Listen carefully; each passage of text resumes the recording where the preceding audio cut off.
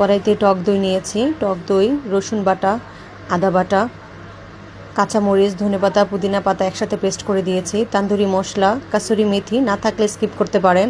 এবার হাতে ক্র্যাশ করে দিয়েছি টমেটো সস, কালো গোলমরিচ গুঁড়া, একটু হলুদের গুঁড়া, মরিচের গুঁড়া, ধনে গুঁড়া, গরম মশলা গুঁড়া আর ভাজা জিরা গুঁড়া, চিলি সস, স্বাদমতো লবণ, কাশ্মীরি মরিচের গুঁড়া, 1 পিস লেবুর রস দিয়ে ভালো মতো মিক্স করে নিব। মিক্স হয়ে গেলে মশলাটাকে আর একটু গ্লেজ করার জন্য একটু সরিষার তেল দিয়ে মিক্স করে এখানে মুরগির পিসে আমি আদা আর একটু রসুন বাটা লেবু রস দিয়ে মেখে রেখেছিলাম।